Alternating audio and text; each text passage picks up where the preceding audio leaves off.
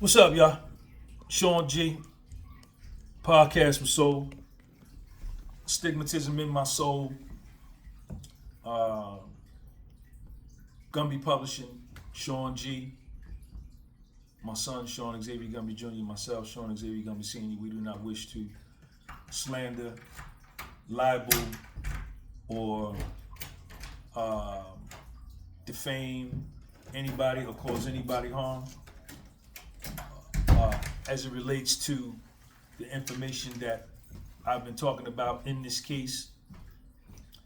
Um, you know, St. Louis and Detroit. Um, from what I'm hearing, that there is some static between these two cities concerning this situation that has been pretty heavy on YouTube and on social media as of the last month, right? And I want to say this, man. I got dudes.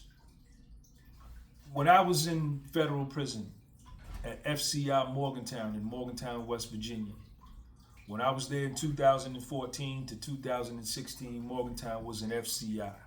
I think now it's a federal prison camp. When I was there, there was 1,200 men on the compound. We wore khakis and there was a shoe, right? So it was an FCI. No fence, but it was an FCI. They've since converted it to an FPC and they're getting ready to shut it down. But when I was there, Detroit probably had the biggest car on the compound, Michigan, Detroit. And I got a lot of close friends from Detroit to this day. From Brightmo, my man Tone, bunch of people from Detroit. I was just out in Detroit, in Taylor, Flat Rock, Bloomfield, Southfield, all of that, right? My main man, my bunkie, one of my bunkies in Morgantown was from St. Louis. My main partner, my nigga Black Kevin, is from the Boogie, East St. Louis, East St. Boogie. I got a bunch of people from St. Louis that support me, and I got a bunch of people from Detroit that support me. I get DMs all the time from dudes from Detroit that do not support MEECH. I get DMs from dudes from St. Louis that do not like or support CUFFY. It's not a cut and dry black and white thing that everybody from Detroit is pro MEECH, anti CUFFY, and everybody from St. Louis is pro CUFFY, anti MEECH. That's the furthest thing from the truth. You have people in both cities that feel different about both people, right? In this case, what I've been doing, the reason why I started it, covering this, has changed and evolved since I started about 22 days ago.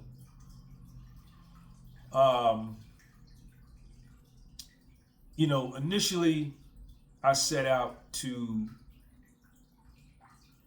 prove and lay the documentation out that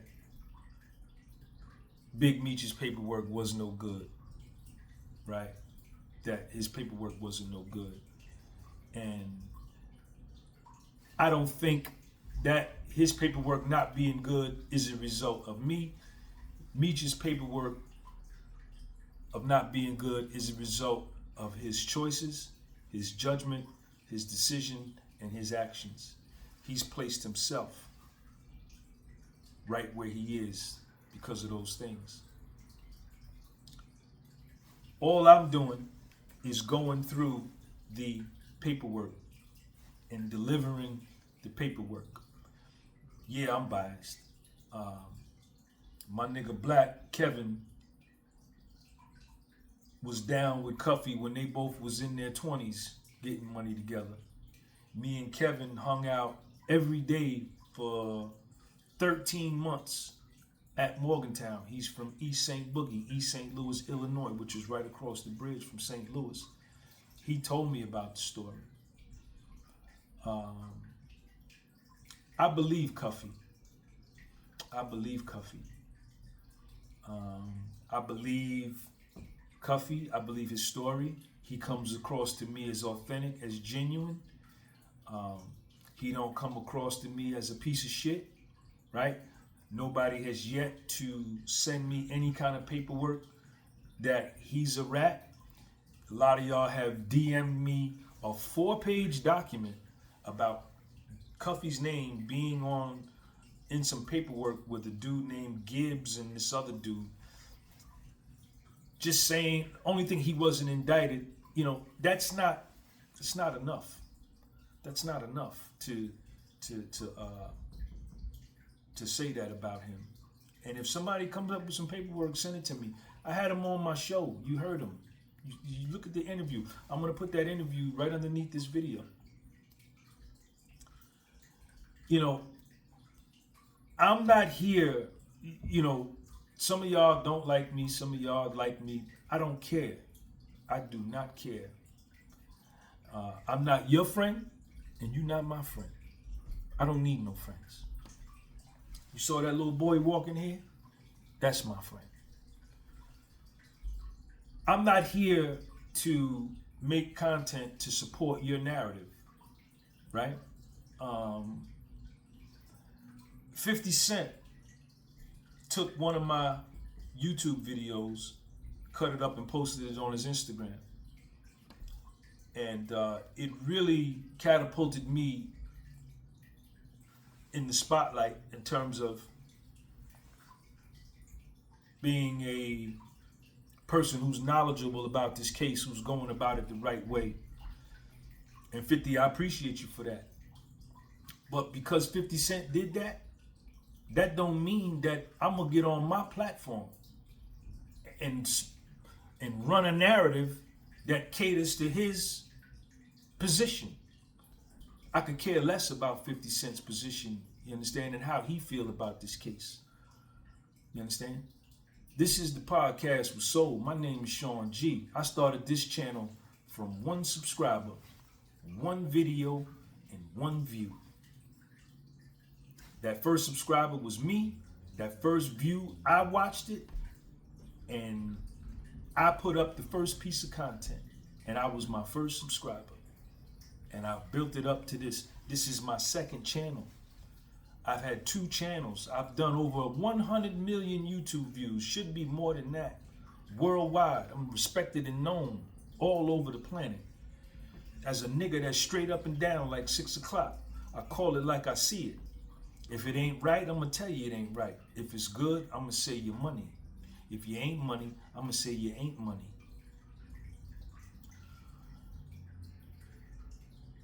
And that's the way I've been presenting this information. You understand? Y'all have been DMing me. You send me these YouTube links. Yo, Sean, watch this. Look at my man right here. He's saying this. He's saying that. My man, but my man. Listen, man. I don't care nothing about what no other podcaster is saying, what no other YouTuber is saying, what no other TikToker is saying. I don't care about what nobody else is saying. You know why?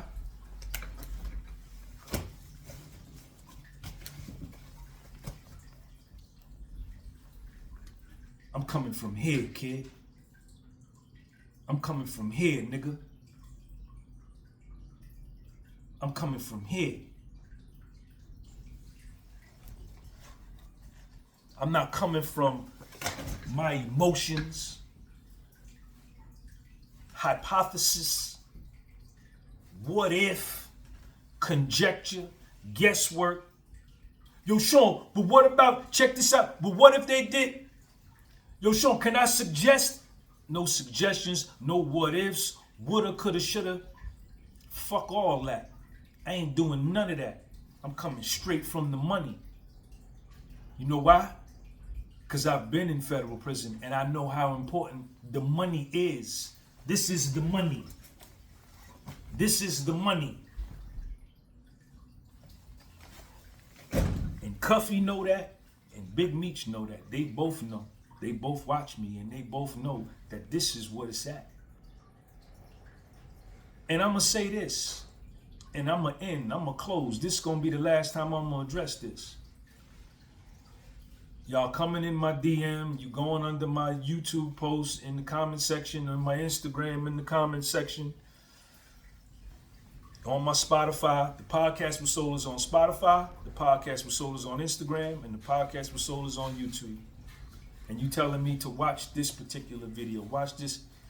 Listen, man, let this be known that Sean G, me, I'll debate anybody, anywhere, anytime about the cash money. Anybody. And you know who I'm talking to? You want to know who I'm talking to? All 8 billion of y'all. Anybody. Attorney, podcaster, judge, senator, bum sleeping under the bridge, whoever. On the facts. I don't want to talk about how you feel or what you think. I'll debate anybody. Anywhere, anytime, step to me. But if you want to debate me, I'm not debating you for free. You got to pay for me to come. You understand? I'm coming straight from the paperwork, right? And if you look at all the videos I've posted, on every thumbnail, it's only me. Except the interview I did with Bebe and the interview I did with Cuff. I posted both their pictures on the thumbnail with me to show them some love. But you look at these other YouTubers and other podcasts, they got a picture of Big MEECH on the thumbnail, picture of 50 Cent on the thumbnail, picture of CUFFY on the thumbnail. All of it. Every thumbnail that I put up got me on it. You know why? Because I know what I'm talking about. I've read every line. Every line. That may be over 1,000 pages of information. I've read every line. You can wake me up at 3:19 in the morning and ask me a question, who asked who what, at what time, what paperwork is in, and I can give it to you. See, I believe in me. And I know what I'm talking about. No, you're not going to always agree with me. And this is a this is a puzzle. This is a very confusing case. And that's why I give myself a pat on the back. You understand? For the work that I've done. The work that I've put in. I ain't stole nobody's content. Niggas been stealing my content. Not even asking me. Taking it, putting it up on their platform, and running with it. So that's where I'm at with this. Anybody you think you money, you want to match your mental abilities against my mental abilities as far as this case is concerned, step to me. Talking to everybody, all 8 billion of y'all. Turning down no smoke.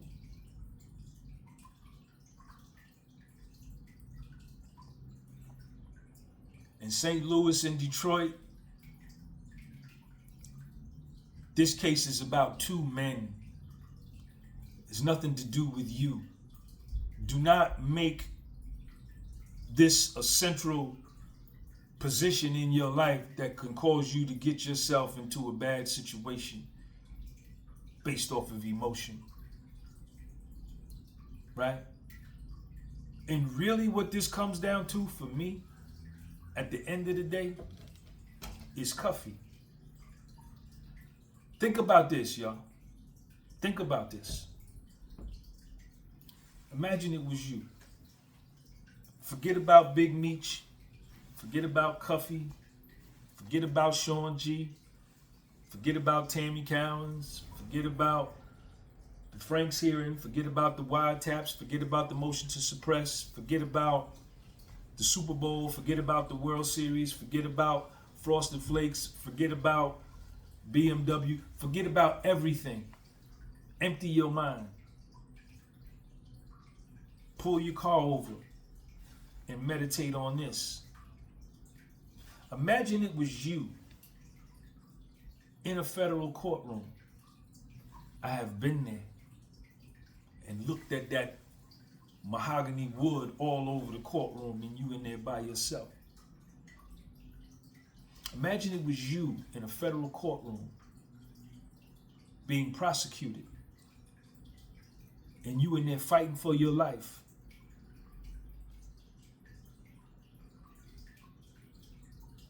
And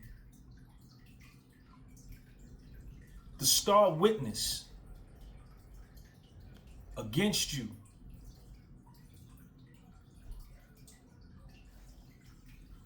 is Tammy Cowens or someone with her characteristics.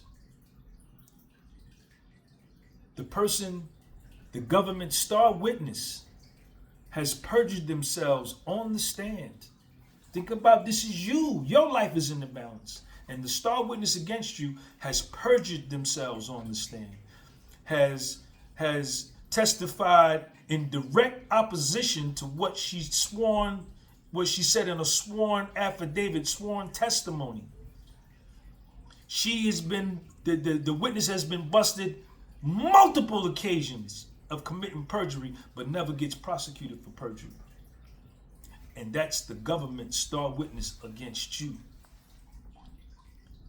And they allow that testimony to stay on the record and be used against you.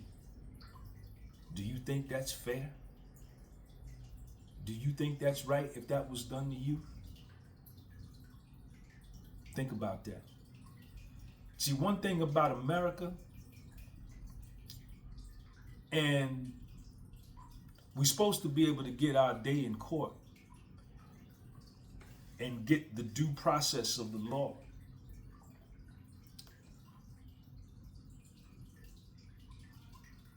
I think Cuffy, I was talking to my nigga Black this morning, I think Cuffy did get his due process of law, but the overzealousness of the government in Missouri and St. Louis that they had for this man, they allowed for some shaky things to take place, and it impacted this man's life. Chill. I'm not saying Cuff is a perfect person and Cuff is without fault. But I ain't without fault either.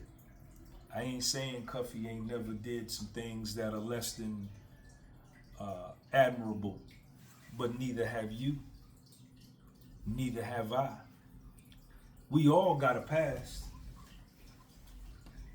We all got a past. All 8 billion of us got a past where we done some things that ain't right and exact.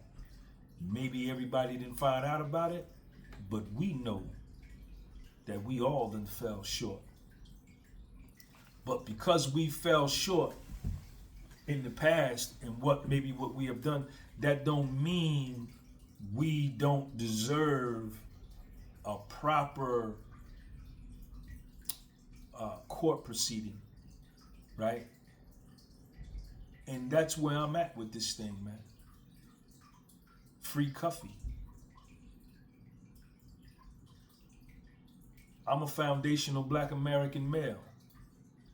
Cuffy is a foundational Black American male.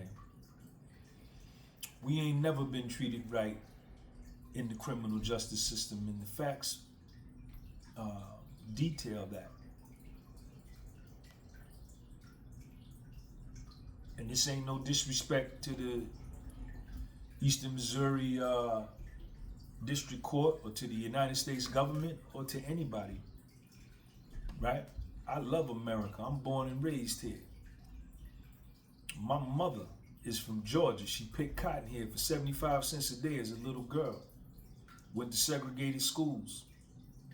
Moved up north from Georgia to Jersey and had me and gave me every opportunity to succeed. A lot of times I chose to do the wrong thing. She didn't teach me those things. But that being said, this ain't no diss to America, to the court. What it is that as a naturalized American citizen, CUFFY born and raised in the United States. I'm born and raised in the United States. I'm not a migrant. I didn't immigrate here, right? My bloodline go back to the native Cherokee in North Carolina, to a woman named Emma Fox who married a black slave in Georgia. And that's where my family tree start on my mother's side. On my father's side, I go back to Bennettsville, South Carolina. My grandfather was a sharecropper his whole life, couldn't read or write. So I'm the real deal nigga from America, the foundational black American. And I deserve every right that everybody else has, even though I don't always get it. And I understand that the system ain't fair. But I'm just trying to point this out for Cuff. The man has suffered. Everybody in this case has suffered, but CUFFY has suffered enough. There's a whole backstory to CUFFY about his brother, his sister, his mother, everything. And I doubt, and I want y'all to send this video to that black girl that Donald Trump just made the pardon czar. I want y'all to send this video to her and tell her I said thank you in advance for her time and checking out CUFFY's case.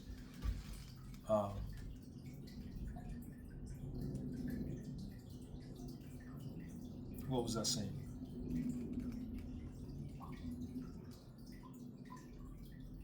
CUFFY is not an immigrant or migrant from me. He's from Missouri.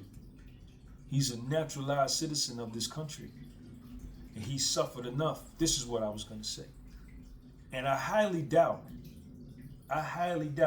if they let CUFFY out of jail this afternoon in the next 38 minutes and he hit the bricks and popped them gates, I don't think that man would ever touch a drug in his life again. I think he has learned the lesson. You don't need to do and sit in prison for 15 years, 20 years, 30 years to realize that you've done wrong and you've made a mistake and that you're willing to change. It didn't take long for me. I only did 16 months. But around the third or fourth month, when I was in there, I said, man, I'm done. I'm done being an outlaw. I'm done being a criminal. I'm done. These people, these federal prison people are for real. I'm a believer. And when I got out of prison in January 2016, over 9 years ago, I haven't had one interaction with the cops, never been arrested, didn't violate my probation, and ain't never been back to prison. So it didn't even take me the whole 16 months to know I was finished.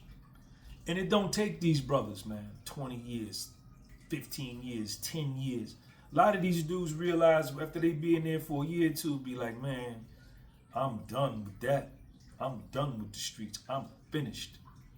For those that choose not to be done with it and not to be finished with it, well, then they get what they're supposed to get.